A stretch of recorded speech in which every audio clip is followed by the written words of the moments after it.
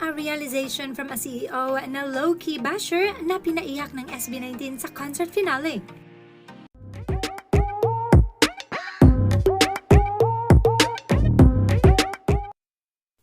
Here's another story of basher turned fan after watching SB19's concert.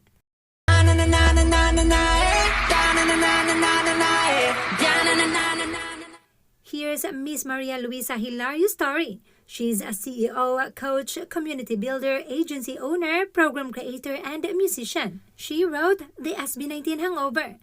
Dati akong low-key basher. But last night, a Filipino boy group made me cry in a field with 100,000 other people. Hindi dahil sa nostalgia, hindi dahil trending ang songs nila, it's because of the execution. Let me explain, because most of you scrolling past this aren't 18, and that's exactly why this might be a good read.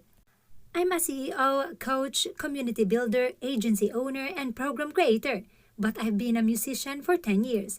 I've been organizing events since college.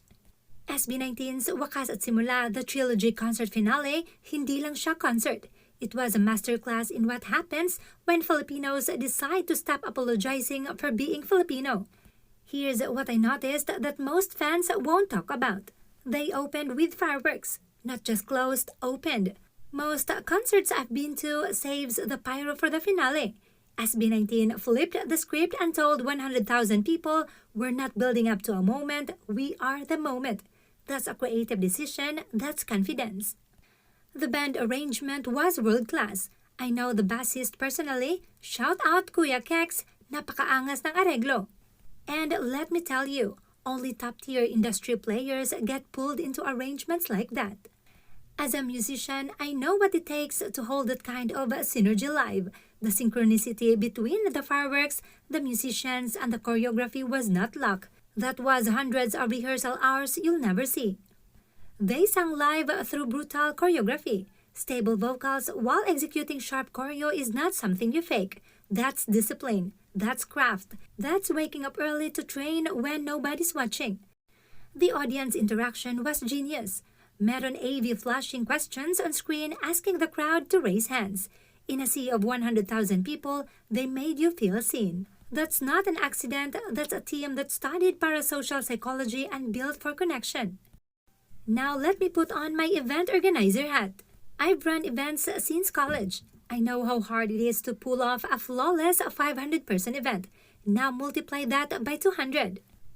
The portalets were clean. I know napaka-weird na flex. But if you've ever been to a massive outdoor event in this country, you know going to the bathroom is usually a trauma response. Not here. I walked in without fear. Standards. Free water stations. In April heat. That's not cost-cutting, that's care. The giveaways were thoughtful. Raincoats for the outdoor venue. Cooling wipes for the Manila heat. Fans. Someone actually thought about the attendees' experience, not just what looks good on social. Clinic tents clearly marked. A team that plans for what could go wrong is a team that respects its audience. And on the way out, a surprise drone show, funded by the fans themselves. That's not production, that's a relationship. That's years of a fandom and an artist loving each other out loud. But here's what actually broke me. I kept thinking about Korea. How they built a cultural empire, K-pop, K-drama, K-beauty, K-food, not because they're more talented than us, but because they committed as a nation. Government, industry, fans, artists, everyone rode in the same direction.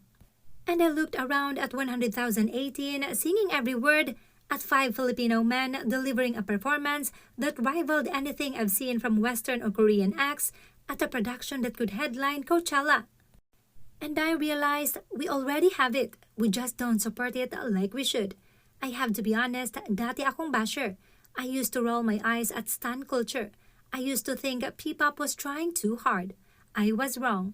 What I saw last night was what happens when Filipinos refuse to play small, when they strive for excellence every single time, when they build something bigger than themselves. SB19 didn't just put on a concert, they showed us a standard. And as someone who builds systems, leads teams, and organizes events, I'm taking notes. Every meeting I run, every campaign I launch, Every client I serve, I'm raising my own bar because they showed what strive for excellence can do. To my fellow Filipino leaders, founders, creatives, operators, we don't need to wait for permission.